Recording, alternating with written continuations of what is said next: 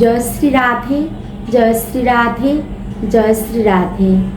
আজ আপনাদের শোনাতে এসেছি যে অক্ষয় তৃতীয়া কেন আমাদের কাছে সনাতন ধর্ম অবলম্বীদের কাছে এত গুরুত্বপূর্ণ। এটাই অনেকেই জানেন না, আমিও ছোটবেলায় জানতাম না, কিন্তু আমার মাকে দেখেছি অক্ষয় তৃতীয়া উনি পালন করতেন। কিছু সদবাদের সিঁদুর দান করতেন এবং কিছু খাবার দাবার দান করতেন। তখন থেকে আমার মনে প্রশ্ন জাগতো অক্ষয় তৃতীয়ার এত গুরুত্ব কী। তাই আমি আজ আপনাদের জানাতে এসেছি অক্ষয় তৃতীয়ার তাৎপর্য। এই শুভ দিনে বিষ্ণুর ষষ্ঠ অবতার শ্রীমদ্ ভাগবত অনুযায়ী ভগবানের ষোড়শ অবতার পরশুরাম আবির্ভূত হয়েছিলেন। মহর্ষি বেদব্যাস ও গণেশ এই দিনে মহাভারত রচনা করা আরম্ভ করেছিলেন। এই দিনে রাজা ভগীরথ গঙ্গাদেবীকে পৃথিবীতে আনয়ন করেছিলেন। এই দিনে সত্যযুগ শেষ হয়ে ত্রেতাযুগের সূচনা ঘটেছিল। ঋষিগণ ভক্তগণ এই দিনটির স্মরণে যজ্ঞের আয়োজন করেছিলেন, আর সেই যজ্ঞের বিশেষ উপাদান ছিল বার্লি।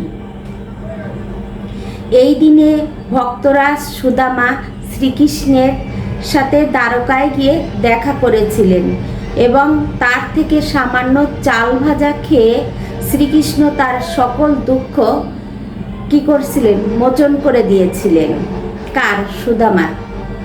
এই দিনে থেকেই পুরী ধামে শ্রী জগন্নাথ দেবের রথযাত্রা উপলক্ষে রথ নির্মাণ করার কাজ শুরু হয়। দেখেন তাহলে অক্ষয় তৃতীয়া কতটা গুরুত্বপূর্ণ দিন। এই দিনে দেবীর অন্নপূর্ণার আবির্ভাব ঘটে, অর্থাৎ আমরা এই দিনে দেবী অন্নপূর্ণামার পূজা করব। এই দিন দুঃশাসন দ্রৌপদীর বস্ত্রহরণ করতে যান এবং শরণাগতের পরিত্রাতা হিসাবে সখী কৃষ্ণাকে রক্ষা করেন স্বয়ং ভগবান শ্রীকৃষ্ণ। এই দিন কুবেরের তপস্যায় তুষ্ট হয়ে মহাদেব কুবেরকে অতুল ঐশ্বর্য প্রদান করেছিলেন। কেদার বরদী গঙ্গোত্রী যমুনোত্রীর যে মন্দির 6 মাস বন্ধ থাকে, এই দিনে তার দ্বার উদ্ঘাটন হয়, দরজা খুলে দেওয়া হয়। দ্বার খুললেই দেখা যায় যে সেই অক্ষয় দ্বীপ যা 6 মাস আগে জ্বালিয়ে রাখা হয়েছিল।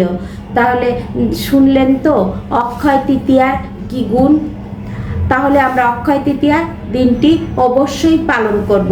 অক্ষয় তৃতীয়া হচ্ছে যে দিনের কোনো ক্ষয় নেই। ওই দিন আমরা যত ভালো কাজ করব ওগুলো কোনো ক্ষয় হবে না, অক্ষয় হয়ে থাকবে।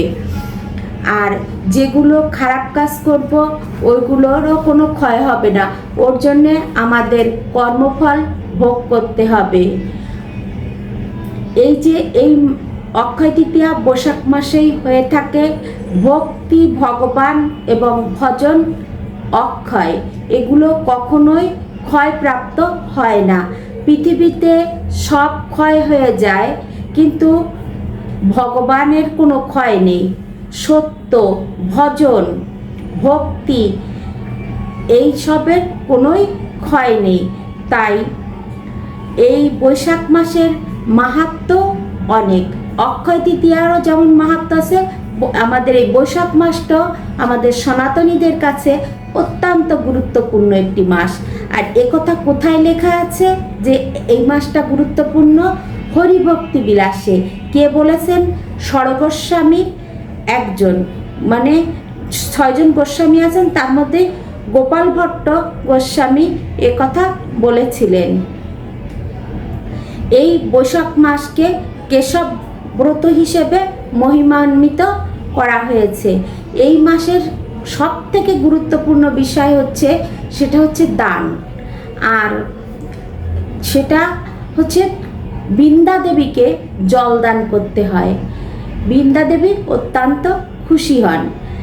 আর এই মাসে যতটা পারেন আপনারা দান করবেন, ভজন করবেন, ভাগবত পাঠ করবেন, শুনবেন, গীতা পাঠ করবেন, যত প্রকার ভালো কাজ আছে করবেন। আর অক্ষয় তৃতীয়ার দিনটি অবশ্যই পালন করবেন। আজ এই পর্যন্তই। বিশ্বের সকল প্রাণী সুখী হোক। আপনারা সবাই ভালো থাকেন, আমার সাথে থাকবেন, চন্দ্রার কথামালার সাথেই থাকবেন। নমস্কার।